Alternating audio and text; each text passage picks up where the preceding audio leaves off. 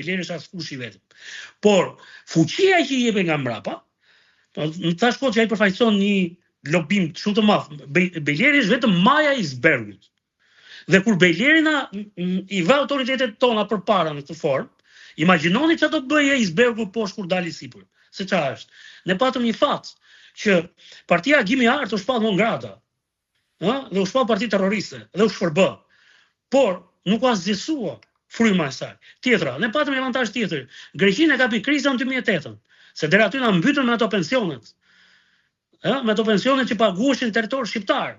Dhe na krijuan gjithë situata. Megjithatë, Beleri nuk fitoi në 2015, ai pati një gjë shumë interesante, se nga që kishte qenë person i dënuar, edhe atë ditë nuk i kërkuam që të votonte. Dhe ai tha nuk votoj dot se kam humbur pasaportën. Dhe në fakt nuk votoi në 2015. Tentoi sërish në zgjedhjet e vitit 2019, në zgjedhjet lokale, u përgatit, bëri një PR, një fushat në media tona, në të cilat për fat të madh të palës tyre dhe për fatin ton të keq, gjithmonë ka propagandë shumë mirë, pro Greqis, pro interesa greke. Po.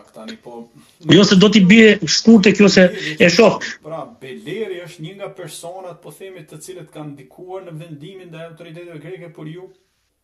Jo është një nga personat, është arsyeja kryesore që ka vënë në lëvizje ingranazhin e autoriteteve greke. Në fushatën e vitit, se ishte të 2019 më preve, në 2019 ne e pengua, su pengua, me atë vendimin që ka marrë prokurori Eugen Beci.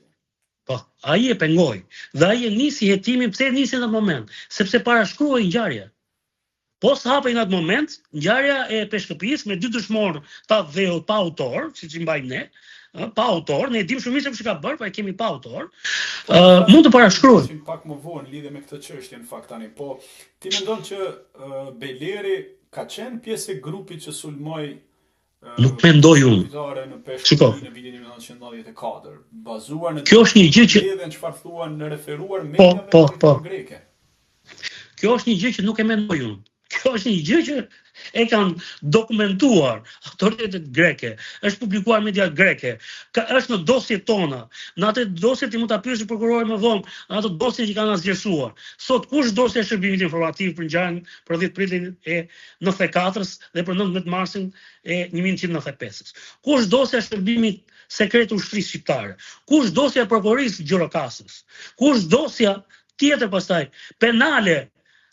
Si është e mundur që autoritetet greke dhe autoritetet shqiptare lejuan që ta zgjersojë dhe të fshijë ajo dosje?